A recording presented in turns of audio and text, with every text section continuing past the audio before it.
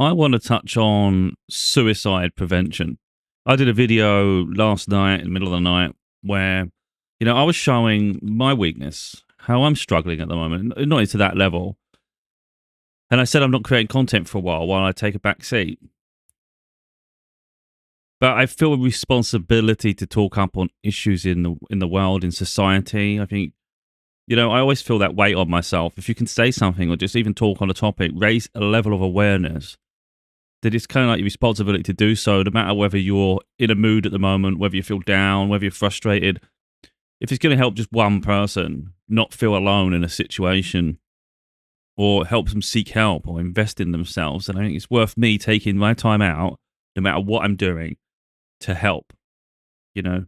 Um, so I'm seeing, well, in the UK at least, this prominent people, mainly sports people at the moment. It's not just sports people, of course, who are taking their own lives. And it's quite evident because when you see the reports that they've died, it never mentions the cause of death. Now, normally, if it's an illness or something, you'd hear about it. When it's not, it's they've took their life. People, I think, especially in sports, though, people do struggle with like retirement and things. You've put so much of your life is attached to this idea of yourself, and it's the idea you have to start all over again. I think in any walk of life is demoralizing. It's absolutely deflating. And I think sometimes it's just hard to say, I'm going to go through this life again and start over. It was hard enough the first time. So I can sort of relate to these things. My stepbrother recently took his own life. I hadn't spoken to him for about eight years or so. Families sometimes drift apart. There's issues here, issues there. He was in a different country, so he relocated, and some family members were still in touch with them. Some of us were just doing different things, and it's kind of like, I don't carry the weight of that on me because it's not really my business. It takes two people to have a conversation, two people to be together in each other's lives. I think sometimes it's a case of, that's your life, this is my life. But he was a physically strong person. So everybody has different attributes. And it's not to say that sort of weakness is a bad thing, but it's recognizing where we can strengthen. So me personally, I don't consider myself a physically strong person, but I am incredibly strong mentally. Like I don't know anyone that's stronger. And I don't say that to posture. Some people think, because that's what people do. If you're strong at something, people naturally want to question it. I've shared my journey through my books. People know I've been to the ebbs of despair. I've been to the bottom, incredibly depressed, demoralized. And sometimes when I think to myself, no matter how strong I am, sometimes I think, it would be easier if I'm not here. But when I say that, this is more metaphorically. It's more of, it'll be nice when time finishes and I get to be at peace, in a sense. Now, I think it's really important to be transparent with that. I've never thought sincerely of ever hurting myself. I love myself too much.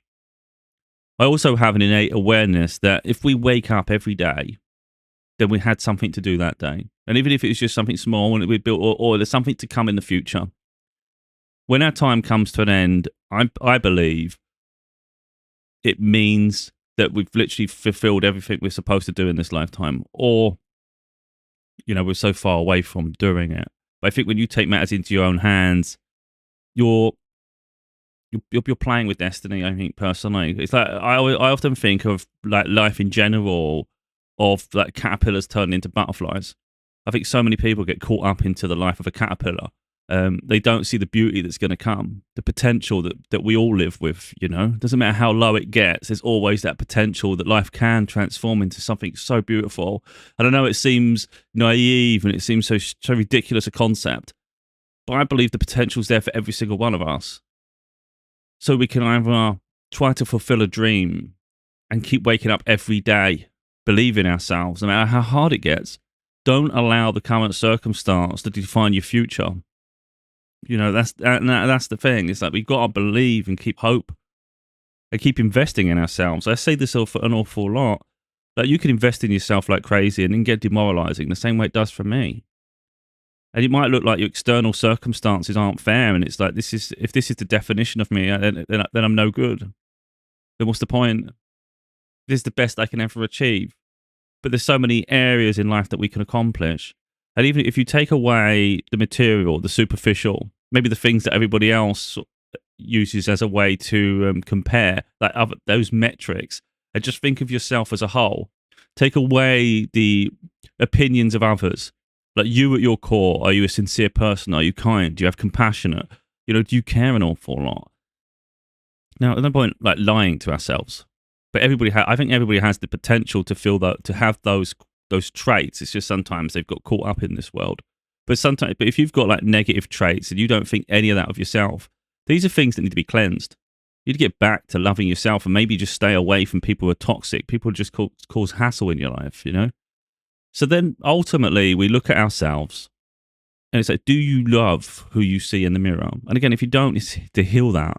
You shouldn't hate yourself. That's a very strange place to get to, I think, personally. No one should ever feel that way about themselves, because you are you. So you've got to heal your mind.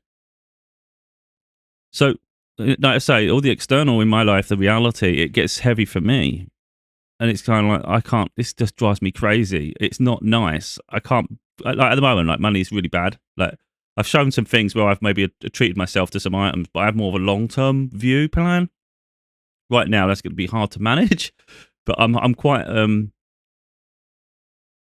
it could cause it naive, but I have no doubt that things will improve in the future. I'm investing in myself too much for this to be sustainable forever, But at the moment, yeah, even if we, like, I go month to month. So for instance, I know I'm digressing, but I think transparency is going to be really important for people who are incredibly vulnerable, just to show really where I'm at. So I've got a few things on finance. I expect my finances to improve. Because my finances are that low, it does push me to the brink. And there's risk to reward, I guess, in terms of like entertaining my mind, because you can't just stay miserable forever. It's impossible. We have to stimulate ourselves somewhere. So we can heal all we like, but we still need some level of stimulant. I like gaming. I like different things. So that distracts my mind. It allows me a level of peace. So if I remove all those things, I'm someone that overthinks. I work hard at what I do in my other crafts, but yeah, I like to have vices that just allow me to switch off. It's important for me. Come at a cost. So, for instance, my cupboards are getting really, really empty. I'm struggling for dinner now. I haven't got lunch. I'm not even doing breakfast because my level of milk and stuff. Like, people don't see that side of my life. They don't see how deprived it is right this month. Now, I'm not saying every month's going to be like that. And maybe people will want to ridicule that and just say how poor you are. And it's like, yeah, I'm poor at the moment. It's freaking hard. And you can see the things I have, and you say it's an indulgence, but those payments are not till next month. So let's not worry about next month. Who knows what next month brings? Because that's the thing. Anything can happen at any moment. We've already established that caterpillar turns into butterfly. Well, if we keep going with the mindset, nothing's going to happen next month, then when can it ever happen? Of course it's going to happen sometime.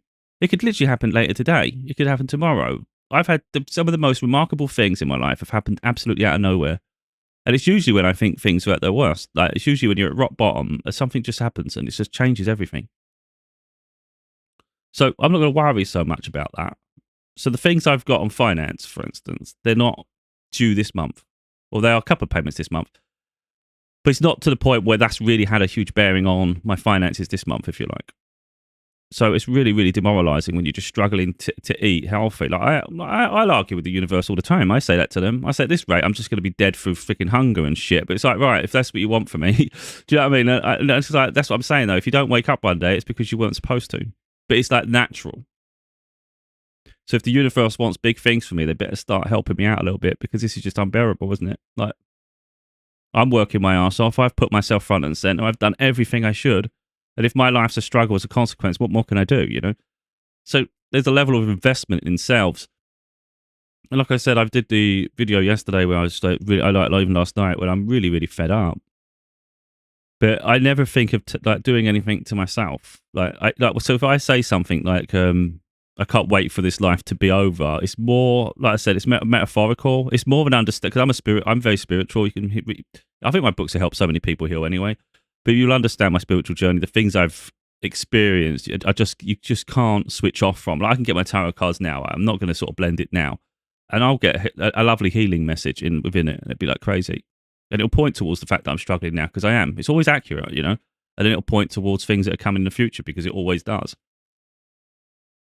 So I have an awareness that life will improve at some point. So that also means, because of the connection I have to spirit, and I know they exist, I know when my time naturally comes to an end, I get to go back to source in my highest state of being and there's going to be an immense level of peace because Earth is incredibly dense and heavy. That doesn't mean taking your life is the answer to get there quicker, because that's going to come an awful lot of sort of decompression and trauma to unravel and process. It's going to be harder to transition back into spirit after such a traumatic end. I don't think people quite understand that. It's like leave in peace. That's how we need to leave. We need to leave in peace. So that means naturally. People really need to understand that. So like I say, live life with purpose. This is how I am. This is what I do. Even if my life is really heavy today and I'm thinking, I can't handle this shit. Like, this is driving me nuts. Even I have like moments like that where I'm like, this is driving me nuts. Like, genuinely. Like I said, I feel like my life's in quicksand. I can't do shit. I could write. I've done 6 books. None of them are selling like crazy. My middle one, Losing Mind to Find Your Soul, my spiritual one, has been selling a few recently in America. Not loads, maybe like 4. It's like crazy. My books, I can't do a damn thing. So I'm going to show the frustration in my life, and you can see that I don't give up. That's all I want to show people. This isn't about boasting. I'm just showing what I go through every day. And it's freaking hard. I literally, before I did this video, like about an hour before I did this video, I was saying to myself, I say some things out there because I know the universe listens. We have guides. I'm not going to go into that. But I say, you guys owe me a load of shit. Like, I've done books for like 5-6 years, and I've not been rewarded for either of them. And each one's been like a year of my life, even if it's been like 3 months to write it. It's been a sacrifice throughout the year for the process of it is. And that's like, if you think of an annual salary, like £30,000, it's freaking 6 books. I'm owed a fortune. The universe owes me a fortune. And yet I'm poverty. I'm struggling to have freaking lunch, breakfast. Dinners are unbearable. It's that bad that I'm having to literally balance shit and say, well, I can't have too much of that because this has to last another freaking 10 days or a week or whatever it is, you know? It's been 2 weeks, but I've really balanced it. Now we're down to a week or so before I can get something else. It's outrageous living like this. Like, if people see me on camera, you'd think that's not possible. Well, it is, because this is my life. It doesn't matter what I do. I work my arse off. I've done nearly 600 videos on YouTube. Now, of course, they vary in quality and topics. I see other content creators on YouTube, they make a living off this shit. I've done thousands of videos on TikTok. I don't make a penny. I do 6 video books. I can't make a damn thing on them. My life is a complete roadblock. It doesn't matter how hard I work. It doesn't matter how much better I get at what I do. I can't do a damn thing. Like, financially, don't do shit. So it's easy to give up in that situation, isn't it? Just say, what is the point of this shit? Now, I down tool sometimes. Not in a harmful way to myself. It's more of a disruption. So, like I said, I've said so many times, I've got 3 manuscripts on the go. They could easily have been done this year. All 3 could have been done this year because they're that advanced. I could have easily done them. I haven't released one of them yet. I mean, the one I plan to still do this year, and I've still got time to get it released. But the point is, I'm just so fed up that I've worked my arse off for this. I'm sort of like challenging the universe to make it right. You owe me a load. I'm owed a fortune right now, and that's not me being greedy. It's saying, give me what I deserve because I've worked my arse off. I've sacrificed and sacrificed, not for a day, but for years. And even I don't give up. I just wanted to show people that, really. It's no point living life comparing with each other. It's just, I think, take inspiration from something. That's really what I'm getting through to, is more that life is unbearable at times, and we're going to have so many things missing. Let's do the outside. I've just spoke about finances. Fucking hard. I swear. Like, it's unbearable at times. Sometimes obviously better than others. Sometimes an absolute freaking shit show. Yeah, damn. Then we go through trauma. Oh, my headphones. I've got noise cancelling on my headphones, but if I've got two connected, it starts acting up. Disconnected, whatever. Yeah, so if we talk about trauma. 2017, my daughter was taken away from me by her mother. I've documented in my books. So that went on for 2017, 2018, all the way through family court. I had so much travel to do up and down the country. The constant separation from her. She lives with her mum. She's always craved to live with me. She's now in her final year of high school. So I've done everything right by her. I've always been available. She's always been my priority. But I've always been mindful sort of not to disrupt her life. She'll come home when she's ready to come home. Like, she might have craved it at certain periods, but because she's not here yet, then it wasn't the right time. Now, I see so many, like fathers especially, but any parent, when they're separated from their children, they sometimes take their life because all of a sudden it's like their life has just lost meaning and they don't feel good enough. But you're always good enough for your children. Your children don't care about your finances. They just need love. That's what any of people really need, isn't it? Someone that's absolutely pure, unconditional love. And it's rare that anyone has that. So if that's something you offer someone, that's an incredible, beautiful gift to them because of how rare that actually is. It's priceless. So, yeah, maybe I don't have the things I'd love to give her at times, but I give her the best I can, and I'm always present and accountable. And I'll always be there for her, you know? So, yeah, my life in the process has been incredibly lonely. Incredibly lonely. People won't realize how lonely it's been. I've become resilient in my own right, you know, and I've got used to it. There is a level of hyper independence developing because you get alone enough, you become like hermity, and it's like, yeah, that's happened. I come alive when I'm around her. You know, I go within when she goes, and I just become a different version of myself, more of a, I guess, a professional version. I guess someone that's more, a bit more focused. Like, and sometimes it's a case of just existing, just to get through the days. There's levels of that at times for sure. I know that because when I'm with her, I come to life, or just life has a bit more meaning. I'm a bit more adventurous. So I want to go out and do things. And it's like different parts of me open up, and then when she goes, our parts of me close. So yeah, it's incredibly hard. But there's also an understanding she has her own life to live. I don't want the weight of my life on her. I don't want her to ever feel like she's not free to experience what she wants to experience because she's worried about her dad, for instance. Like, no, I'll always be here. You know, I'm not someone that she has to worry about in like a mental state. She knows sometimes I'm lonely, maybe I'm frustrated, but she knows how strong I am.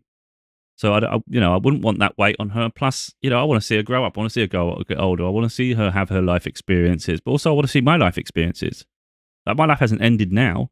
Just because it's hard. So like I say, someone could sort of like prejudge you and question this, question that, make all sorts of narratives. It's like, well, that's fine. Do what you, it doesn't affect me.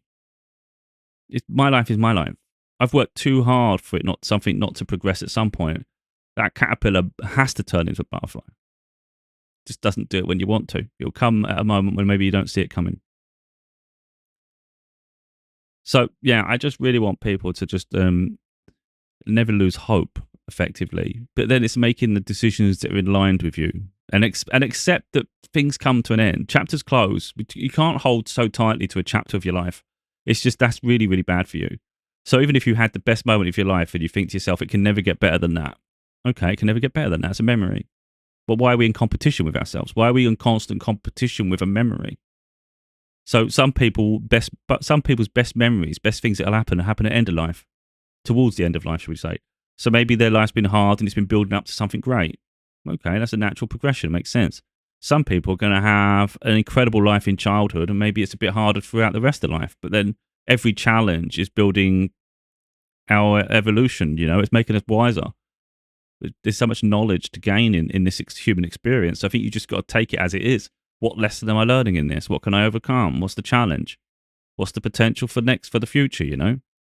So maybe I personally think like that. Like, people are born into certain seasons, not the season of the year, certain seasons of life.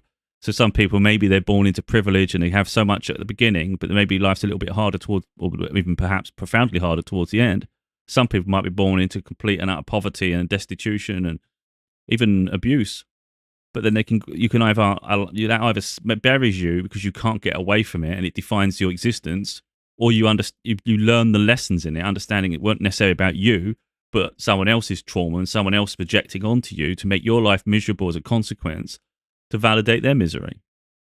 So maybe you just identify that what the problem wasn't you, it was them. And as people's opinions of you don't define who you are, so you start to realize your traits actually are superior to them, because you have actual kindness, you have compassion, you have all these beautiful traits that maybe people make you feel bad about. So once you find yourself, you're no longer the victim of the story, are you? You're the hero. You're transcending the misery. And then maybe at some point you help other people. Maybe you don't. I don't know. But either way, you're healing. So then maybe you started bad in a terrible circumstance, but life uplifts after, and it just ends up this beautiful rainbow. But I just think personally that most of us will go through everything. We just do it in different orders. So some people will start with privilege. Some people maybe end with privilege. But maybe sometimes life is just hard all the way through. But if that's the story you come to fulfill, then that's the story you come to fulfill. Now, I think spirituality helps a lot in this situation, to be totally honest, because there's more of an understanding of purpose. There's an understanding of conception and life. It doesn't start and end here. This is just part of our journey. And I think if you can wrap your head around that and understand the human experience as it is in this lifetime is for a reason. So let's put it into example. Let's say in a previous life, you was royalty. You was wealthy. It doesn't mean you was like a king, but you might have been royalty. You might have had privilege. And maybe you abuse that privilege. Now, some people talk about karma, but I'd rather not talk of it like that. It's more, I see it as soul evolution, like our evolution. So it's not about human evolution, but soul evolution. But to evolve our soul means we've got a soul, we've got to evolve in our human existence and lifetime. So let's say in a previous lifetime, power consumed and dominated, and the point where you didn't really respect other people, you valued yourself above others. In this lifetime, spirit wants you to come down to learn the lessons from the previous one. So you have a conversation in spirit. You decide, yeah, I'm going to go and have this experience, and these are the chapters that are going to be part of form my life. It's going to be really, really hard, but it's going to set me up better for the next incarnation. So maybe this incarnation is about transition. It's a humble, and then maybe you get to have a do-over in another lifetime, and hopefully you get it right. And that's part of our evolution of our soul. So my personal opinion is when we cut our life short in any lifetime, we are reducing the evolution in that journey. So you're just going to have more lifetimes to keep trying to figure this out. So if you're someone that every lifetime you find it too hard and you keep tapping out and say, I can't do it anymore, I can't do it anymore, I'm going. And then you go back, you beam up, you go back to source.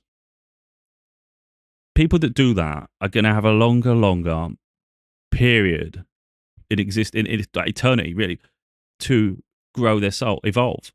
Because I hear it a lot where people who take their life, it's not a nice story, but people who they often struggle to transition back to source. So let's say you die naturally in your sleep, or wherever it is. You'd naturally see a light. You would go straight towards that light. You would be meted on the astral. You'd be back at source where your spirit is actually, you know. And you would have a decompression at some point to get back into, so you get back to used to being in spirit rather than your human vessels. There's a period of transition there.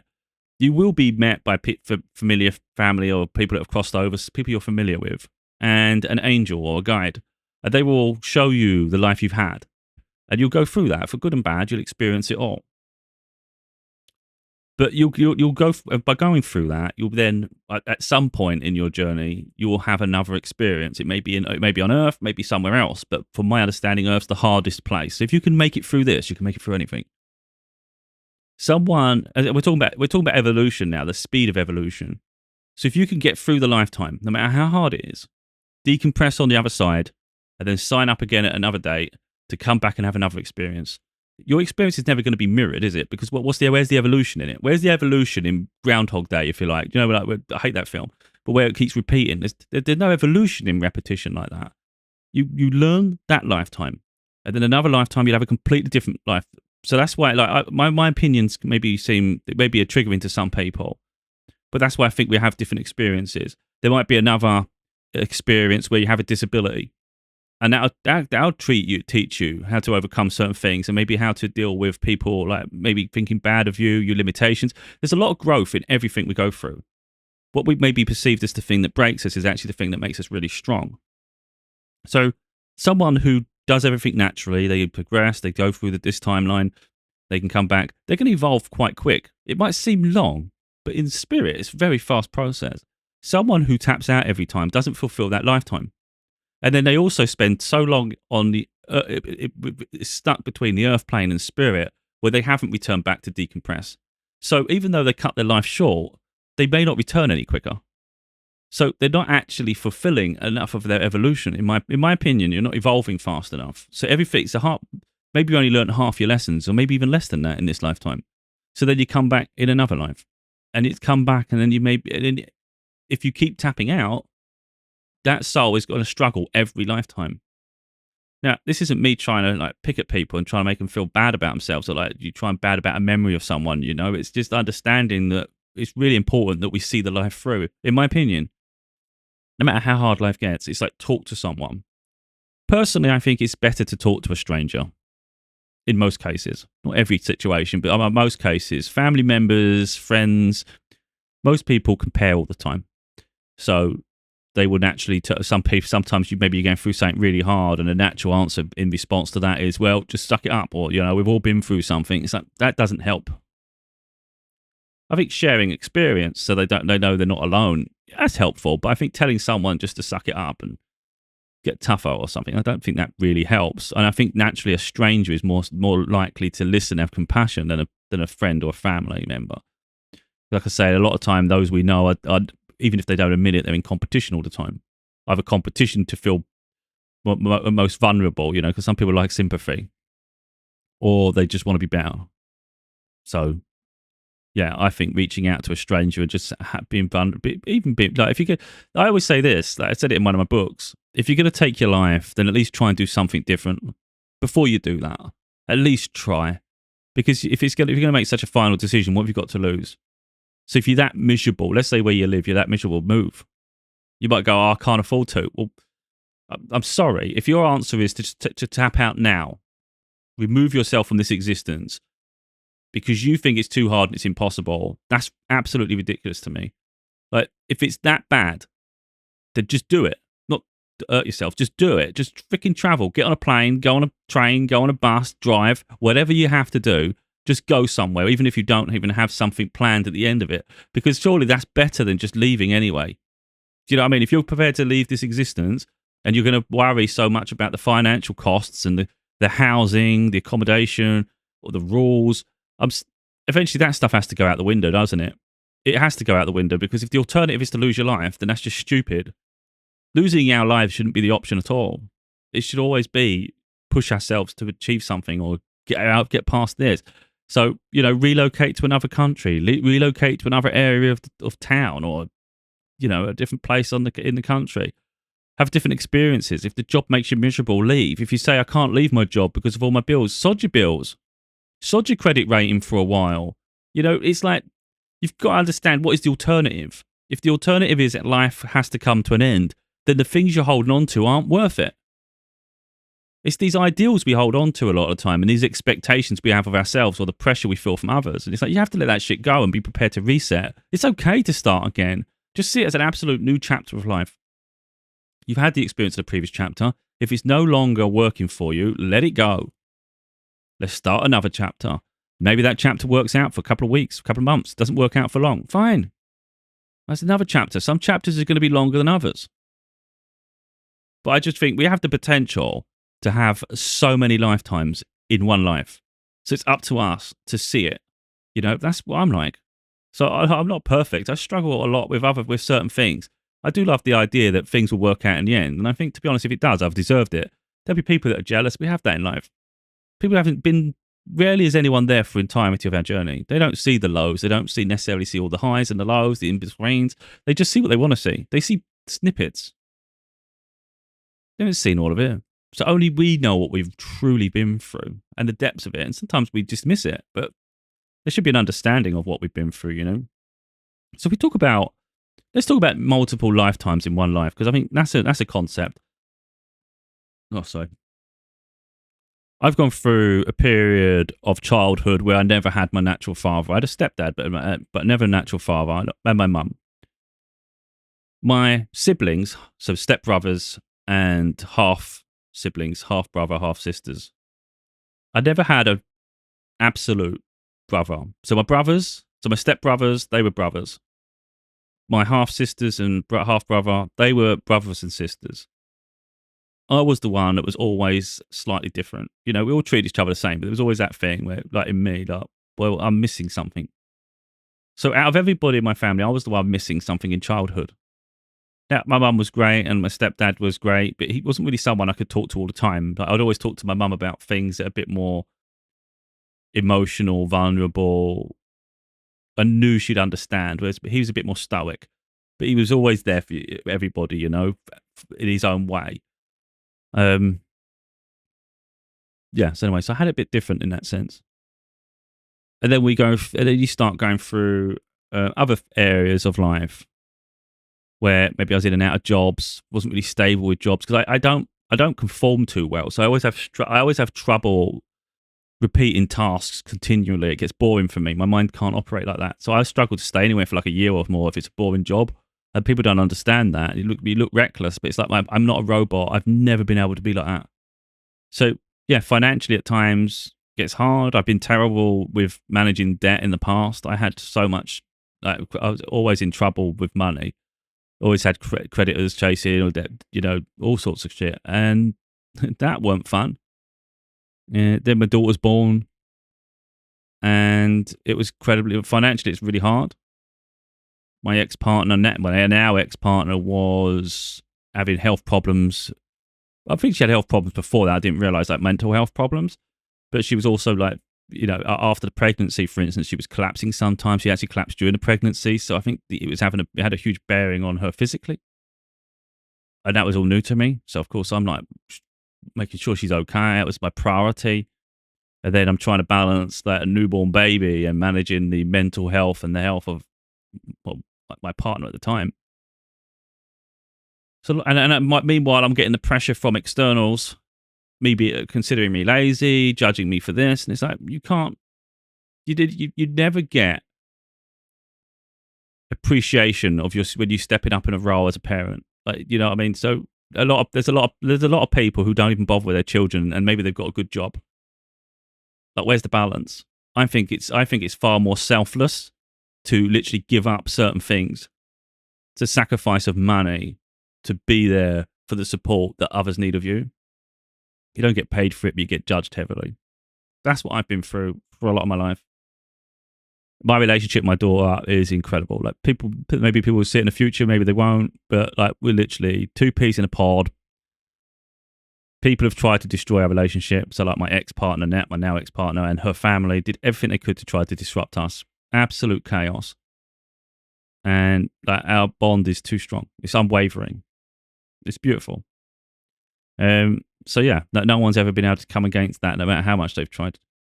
And then by extension, I've had to witness like that separation from my daughter being torn apart, and her feeling vulnerable, like she can't speak and she's upset. There's all these things that have happened throughout our life, and I can't do anything. I'm so far away from her, and I'm bound by the rules. When finally a court order's made and the decisions get made on where they live, you can't just go around doing what you want. It'll cause absolute chaos in her life, and it just doesn't do any good.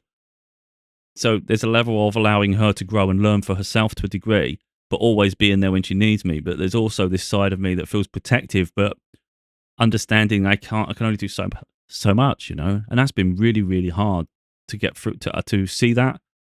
I'm not going to go through the depths of that, but that's another side of life. All these are like chapters of life, And then I realized there was me keep focusing so heavily on her and waiting for her to come home or fighting her mother all the time. It was like I just saw it as like a tornado. It just wasn't doing anything. It was like, my life is just absolute chaos. That's all it is. Constant arguments, constant disruption, constant this, constant that. And it's just, all we wanted was a normal life, and it was torn away from us. And it wasn't like, for me and my daughter, it was just torn away from us by people who are spiteful, vindictive, selfish. They saw a life they wanted, and they just did anything they could to have it. And when you reflect now and you look towards we're in the future now, considering that was the past, that was the present at the time, wasn't it? And now projecting maybe with 8 years forward, you would think, when you think about the disruption you did, it was for the future you wanted. And I've left them alone for a bit now. So like, this is the life they chose. They're like, her mum, they're not even doing anything. It seems quite miserable to me from what I hear and what I see. And it's just like, this is ridiculous. All that hassle for what? That is so pointless. It was so stupid. And all of our lives were just disrupted and ruined because of it.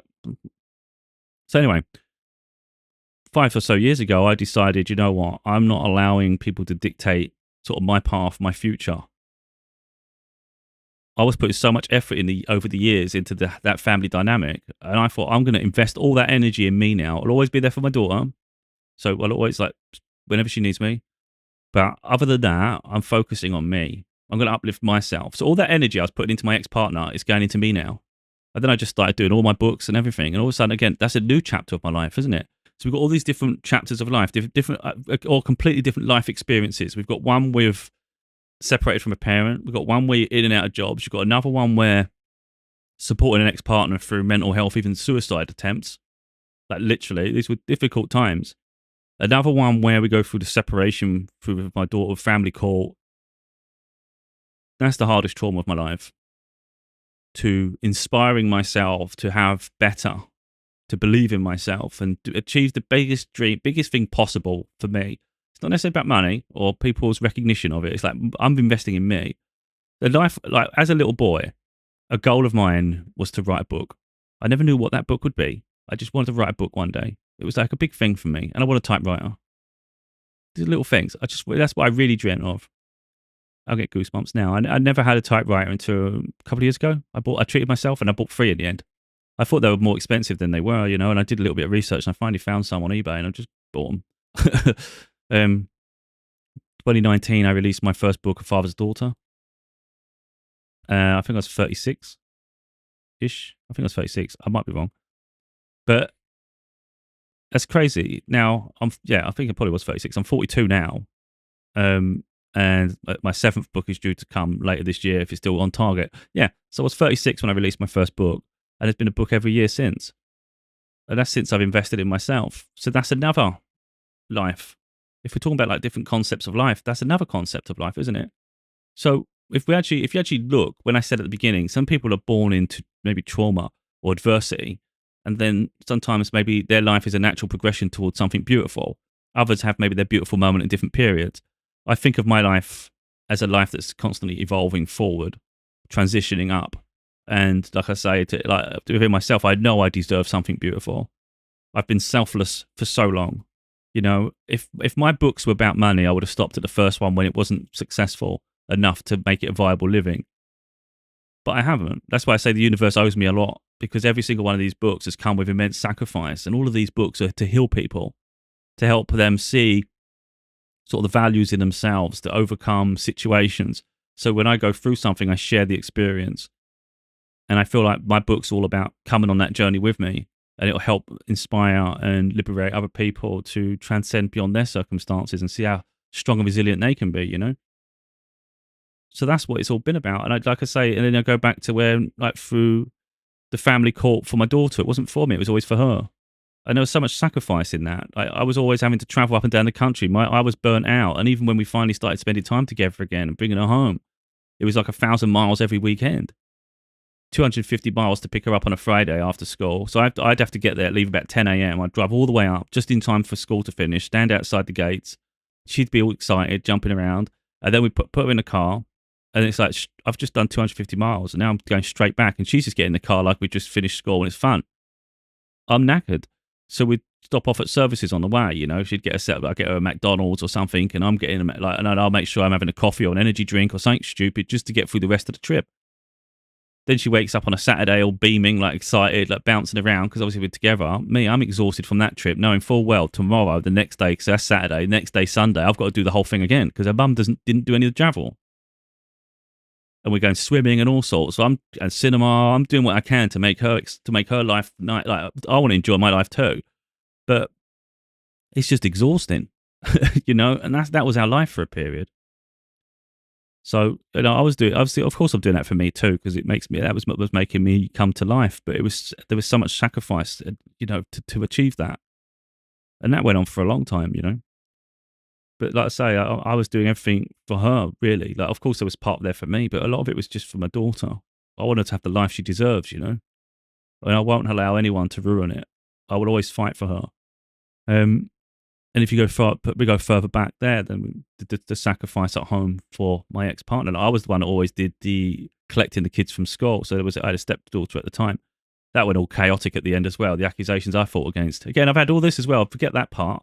There's so much that's gone in my life. It's hard to remember every little thing off the cusp, isn't it?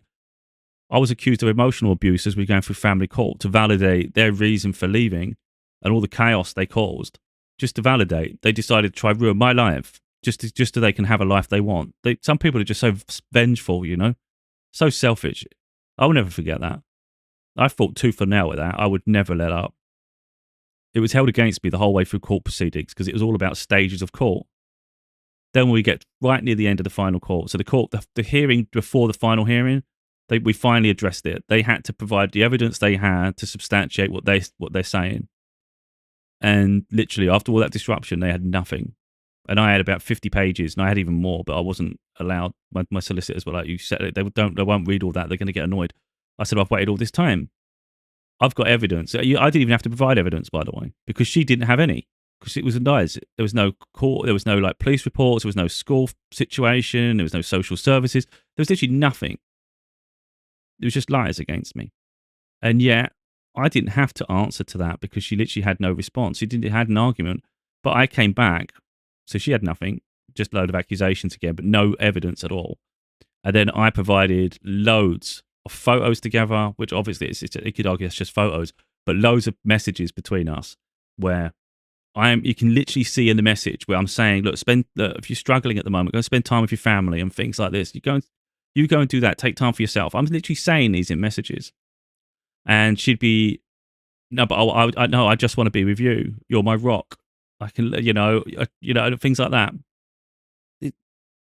If I'm abusive, how the hell why would you not want to go to, how am I your rock? It's things like that. And then there was another message where I think we'd had a bit of an argument at some point, and then she did say in there that she's going to maybe get the police or something. And I was like, for what? I haven't done anything. She goes, well, it was obvious in that message that it was a case of, I can tell them anything I want. I mean, that should have been a warning sign in the first place, the fact that she had that capacity to lie. I'm not going to go too deep there, but I'm just showing if we're going through life, the stages, the things we go through, this isn't to compare to other people. It's just me, I'm reflecting upon my own journey, All of these stages could destroy you, couldn't they? I think the separation from your child destroys many people and they take their life. Someone accusing someone of abuse, perhaps it's public as well, because I always talk about things, so I didn't care how people perceive me.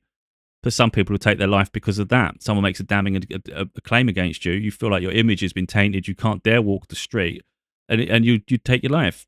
No, I'll walk. I'll walk.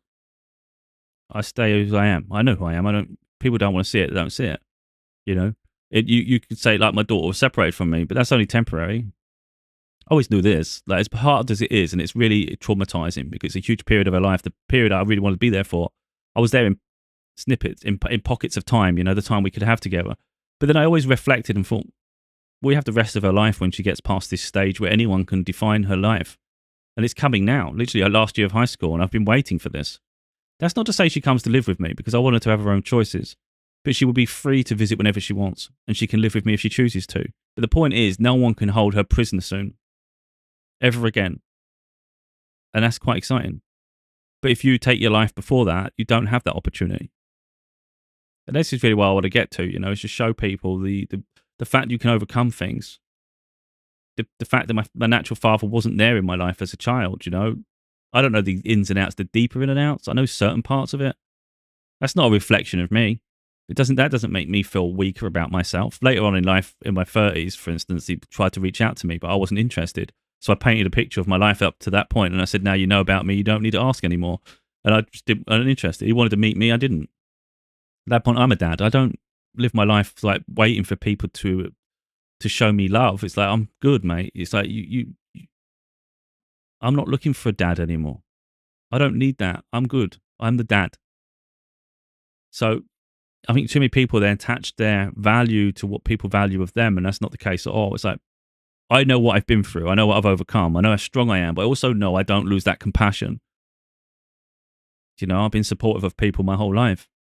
I hold people accountable too, so I have very strong boundaries. So people I hold boundaries with and people who I'm firm with will perceive me as an asshole because I don't respect them. So they're not getting off me what they want. So of course I'm going to be the enemy. So if someone wants to try to abuse me, for instance, let's say my ex and her family, let's say they want to make lies about me or they don't want to make my life hard. Yeah, they're not going to like me because I stood up to them. Of course they're not going to like me. Why would they? It's like everything they don't want. They want someone who they can push around and then make narratives and then tell stories, and then it's just exactly how they want it. And then of course, then they turn around and say, "Oh, if let's say I hadn't fought for my daughter, the narrative would then be, oh, I'm a useless dad, didn't even bother, all that." You can't win, but they can never ever say that about me. They can say I don't like him. They can come up with any concoction of an idea of why they don't like me. They can never ever say that I'm a bad dad. No one could ever say that about me because I've always been there for my daughter. Whenever she calls, I'm there at the end of the phone. I've always done everything right. And I've never, ever refused to return her to her mother. I've never done that. And I was accused of doing the potential to do those things. I've always made it clear I have no interest in doing that. I've no interest in causing disruption to my daughter's life where she's yin and yang, back and forth like a yo-yo, being treated like a freaking pawn in a game. I'll do everything the right way. And I have. So there's literally no accusation anyone could make in that vein. So I hold myself to a high standard, but that means I also expect other standards of other people. So there is a very lonely side to my life at the moment. And it's like, but I would rather be alone than surrounded by the wrong people. And I think that's where some people maybe go wrong. They get influenced by the bad people, or they can't sit alone. But if you can't sit alone, you have to ask that question, why? Like I said, you have to learn to love yourself. And that's going to be dealing with things. You've got to process it honestly. So if you've had a traumatic past and people have abused you, you just have to be honest about the situation and actually deeply reflect it. Stop blaming yourself for everything. Okay, maybe you reacted in a certain way, or maybe you weren't totally innocent, but then you have to forgive yourself. Make peace that that's not the person you want to be anymore. So either you was genuinely innocent and a victim, or you played a part in something and you regret it like crazy and you want to heal. Then you have to forgive yourself. And that's not waiting for someone to forgive you. You don't need to wait for someone to forgive you. You have to close the chapter. You have to be accountable for that side of things and just say and make peace with it. Instead, there was a version of you that should never have existed. But I'm going to work the rest of my life to be the version that should exist. And it's healing that. And it's not about whether someone will ever accept you as whatever version. That's irrelevant. It's what do you accept? And then it's building towards that, So like I say, I'm always building towards my future, and some days are freaking hard. But I never lose sight of who I am and what I want. So, like, for instance, let's say my finances are terrible for the rest of my life, and I could write 20 more books, and I could make 1,000 more videos, and you think, oh, man, this should pick up someday. Let's say it never does. That's, okay, professionally, a failure in that sense. In terms of, like, finances and recognition of it, okay, failure. I'd say personal accomplishments, absolute success. You can't make people engage with something. I can't make someone pay for something. I can't make someone read it. I can't make someone watch something. All I can do is create. So from the point of creation, I've freaking done great. If we're talking about perceived success, failure, but that's perceptions. That's the things I can't control. Then you think, in general, life's hard right now. Okay, so maybe there's poverty for a lot of life. I don't know. If we're talking about finances, again, there's like sides to us that perceive failures, but doesn't matter. If we think about this, if you look at the failures and then look at the successes, what ones really matter deeply? Does the finances really matter? Yeah, it'd be nice to have a nice life and one of luxury, love of free, like a level of freedom. Yeah, of course. Of course, that'd be nice. I'd like to see things going well, like the success of the books and things, or whatever I create. That'd be nice. But these are a little bit more superficial. If we look at the fact that what I've created wouldn't have happened without me, and the sacrifice it took to do it, and the accomplishment of pushing myself, I'd say that is incredible achievement. Doesn't matter what people want to do to diminish it. It's an incredible achievement to write 6 books anyway. Like, it's going to be more by within life. That's remarkable in terms of life achievements. And then let's think about the fact that my daughter's getting older now. She's going to be free to do what she wants. Potentially got so many years together to experience so much. I get to watch her grow. I get to see, we have experiences together. We have holidays, we have things. Effectively, like, that's an immense success too. The fact that we have this immense bond, there's so much love that exists between us. I would say the other 2 things that are maybe missing aren't that important. It'd be nice if they work out, but I'd say the 2 I have are more important than the other 2 anyway. Like, if I was picking 2 out of the 4, you can have everything successful, everybody's reading your stuff, you're making money, and you're no longer poor. These 2 things, you can be no longer poor, and the other thing's really successful. You can have a really, really deep connection with your daughter. There's an unconditional love for the rest of your life for both of you. Literally, you're just 2 peas in a pod. It's incredible, like, relationship between us. And you can like fulfill life goals. Let's do that, because books aren't for everyone. But for me, that was my life goal as a child. Fulfill your life goal, something you actually really want to do for your whole life. What 2 would you pick out of the 4? The 2 I have: unconditional love between me and my daughter. So I've got like a best friend for life. And I've accomplished my life goal of writing a book. And I haven't stopped at 1, I've done multiples. And then add that, I've actually pushed myself in the public domain, being myself, being authentic, having integrity, holding myself to certain values. There's certain things that I guess have transcended beyond those things too, you know. But when you actually look at life, it's like we're accomplishing something somewhere. And even if you haven't accomplished it, you've got to look at the growth that you're getting towards it. So, like, for instance, to put that into perspective, I've got 6 books. There was a day at some point back in the past when I was working on the first book. It wasn't even a book yet. It was maybe the first words on a page. So we're always progressing towards something. It's only later on can we reflect at what we've done, but it's still like understand that we're working towards things all the time. So it's at some point, I finally finished the last words of that book. And then I edited it, then I published it, and then I finally had that tangible book in my hand and go, damn, I've done it. The reality is I was doing it before it was finished, wasn't I? I was doing it. I was already in the process of doing it. So don't lose sight of think of the progress in life that we're going through to accomplish something. Now, to go full circle with this, like I said, it's a lot of people are taking their lives because they've either completed something and they don't want to start all over again, or they've lost something and they can't handle that loss.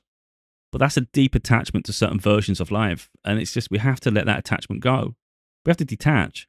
So if you've had certain success in your life or whatever, and it's been a big part of it, you have to understand that that's not your defining moment. It's like that you have other moments. And if you've had a real tough moment that's really hard, it's like, it's nothing to say that's going to be your whole life. The sooner you can detach from that, the sooner you let it go anyway. So like I said about the loss of my daughter, for instance, and the separation, once I let go of the attachment to force positive change and realize I don't have control of everything in my life, that's one area I can't control. I can't guarantee outcomes. I can do what I need to do at a given moment when I'm supposed to do it, but I can't keep fighting and fighting and fighting because it's just getting nowhere. So that's what the other parties want. They want me to be nothing. They want me to be nowhere and just keep bashing my head against a wall against them. Makes them feel good about their life. But it's like, I'm not here to validate someone else what they want to do for their life. It's like, what do I want for mine? I want more than that. So it's only when I stopped repeating the cycle and went on to and then focused on a different chapter, the pieces started to come together in a better way. And that's what we have to do. You have to allow your life to transition peacefully and not so freaking attached to an outcome. Because if you set that standard in your life, the outcome has to be this. It just puts too much pressure on you. It's unnecessary pressure. It's an outlook of life that's just unrealistic. So I think a lot of it really does start with letting go of sort of the pressure of other people's opinions on your life. If you can't get away from that, you're always going to struggle. So, for instance, like when I was writing my books, I know I referred to this, but it's just what I've been through. Like I said, even before my books with the relationship, but even specifically the books, I was writing my first book. I was struggling for money like crazy, and people just thought I was stupid. In fact, most people think I'm stupid every book, to be totally honest, because I've left jobs to write books. I've done all sorts, and everyone thinks I'm naive, I'm reckless, this and that. And then they're surprised when it all gets finished. And it's like, well, I see the vision before they see the vision. So I don't really care about the opinion in the process. But that's what people need. You need a thicker skin. Now, like I say, when it comes to, I think, people taking lives and things, there's obviously so many factors, and it's going to be really hard to contain it within a video, or really, I think, I don't want to say pretend, but it's going to be hard for, I think, to understand everybody's predicament. Because like I just said there, if no one knew my story, and all you do is see me on camera or read one of my books, and you think you've got the narrative, unless you've been through the whole journey with me, you don't know the ins and outs, the trauma, the expectation, the weight, the often ridicule, the projections others put on me, and all those things, and even the weight of my own expectations. You know, everything we live through on a daily basis is pressure all the time. So really, we are the ones that are only we really, really understand the journey. So it's not for someone to really, really understand your journey. It's for them to be able to relate on a certain level and you to let it go. Let the pressure go. That's what it is. So it's not a case of someone tries to help and then you go, oh, but you don't understand, and get all defensive and then feel validated that you're really, really miserable and you can't handle it anymore. That's not the answer at all. It's like, okay, they don't truly understand, but they're trying to help. or there's another way.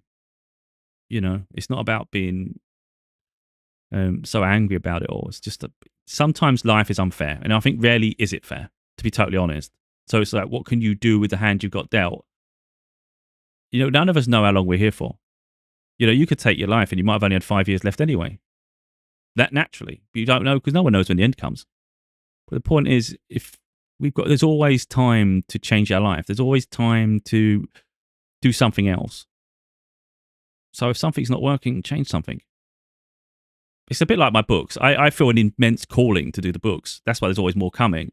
If a day comes when I think, no, I'm finished with that now, I don't actually see any more books coming, I will literally just stop even thinking about creating them, and then just pursue whatever interests me, even if it's doing nothing for like 5 years, just chilling out, resting, doing nothing really, until a spark comes that pushes me in another direction. Again, this is what I'm talking about. Like, people don't know the ins and outs. I've done so much. I've attempted university courses. I passed one of the courses. I should have gone to the next one. It bored the shit out of me. I've been to college. It bored the life out of me. So I finished the course, passed it, didn't continue. If something ends with me, it ends. I don't extend it. I spent years doing learning web design on my own. And sometimes I'd meet people, they'd help me with, like, if let's say there's a bit of coding I weren't sure of, or there's a certain element I wanted to do on the website and I weren't sure. Maybe someone would help me with that, like, because I communicate, because I'm good at networking and asking people for help. And I'd learn. I'm a really fast learner. And I spent a long time doing all that. And then one day I can't bother. So sometimes I still work on the website. I'm definitely no longer as active as I used to be. I used to do a lot of gaming content. I still do some, but I used to do that a lot. I'd even do live streaming and stuff. And you attach that as your success story, don't you? You think, oh yeah, I enjoy this. I can do this. And then you see other people doing it as a career. So you're thinking, oh, I'm going to do this. And I've already put so much time and effort into it. I've done all these videos. I'm not going to stop doing this, because this is what's going to make me successful. I know it's what's supposed to make me successful. Then a moment comes in your life and you think, I don't really want to do this anymore. So I just stop. So like literally, I've had a few gaming channels, and one day I don't want to do it anymore. And a bit like Forrest Gump, when he does, everybody's following him while he's running, and then one day he just goes, "No, I'm going home. I'm stopped. I'm done now. I'm gonna go home now." It's the same thing. So I've done the computer stuff, all sorts of stuff with the computers and things, even done the courses, and it's like, nah, that doesn't interest me anymore. I'm gonna go and do this. And I think that's the point. It's just allow yourself the freedom to change courses. And you're experiencing more in life, aren't you? I mean, the more you're testing yourself.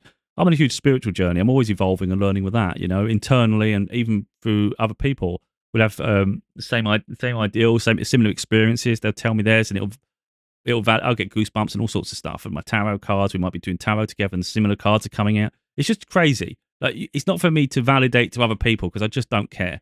And I think that's maybe a bit different, because most people do care. I don't. So if someone who believes or don't believe, it's quite irrelevant to my journey, because you can't invalidate what I've experienced. Someone might think, well, it could be this. I don't care if it could be this or could be that. It happens too frequently to me for it to be anything other than divine. It just is. So that may help effectively, though. That helps with my outlook on life, because I understand there's a bigger purpose to everything we do. It's bigger than us. So, like, for instance, I could get really fed up with my circumstance, take it really personal, and think this is unfair. And I could say, I'm not doing it anymore at all. But it might be that it wasn't about me, it was for someone else. It might be that everything I was doing was literally leading up to save one life. We always make everything about us, but it might not even be about us. It might be about someone else. So, like I say, when I'm fed up and I think I feel justified in not doing something, if I feel a calling, it's times 14 now. So I started at 111. Well, I saw the time 111 when I decided to do a video. And now it's 14 there. Crazy. That is weird. But anyway, I'm digressing now, because I'm getting confused because of that. But yeah, I feel like there's a divine calling. And I think there's a reason for everything that happens in our lives, for good and bad. I mean, even the bad situations, like, for instance, I'm not going to go much longer, but if you think about, like, even poverty and you're going through struggle, there's lessons in that we naturally wouldn't see unless we change our perspective. If you're just going to go on fact of justice, that's an injustice. It's not fair. But think about this: when you're struggling, who's there to support you? Well, the universe is giving you a valuable lesson in seeing, like, wait a minute, don't waste what you have when you have it on people who were never there for you when you needed it.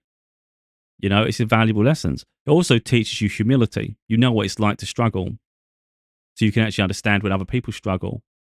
And I think you can also appreciate it more when you're doing well. So you know where you've come from to a degree. So so many like variables to it that maybe we wouldn't naturally see if we just stay with our heads straight like this, feeling like a validation that our life's miserable and it's not fair, and then we just go down a spiral. And I think the other side of that is some people posture as being strong when really they're very vulnerable and perhaps mentally unstable and weak. But it happens a lot where people posture as physically strong all the time. They really when they over exaggerate that, it's usually hiding behind something else. So you often find that people who are physically strong have an incredible vulnerability in their mind. Not all the time, of course, but I think that happens a lot. It's overcompensating. Anyway, I don't know if I've done it justice because you can only talk on personal topics. Really, I can't get into the head of every single person. And I say I think it's all of our responsibilities to heal ourselves, but it's seek support when we need it.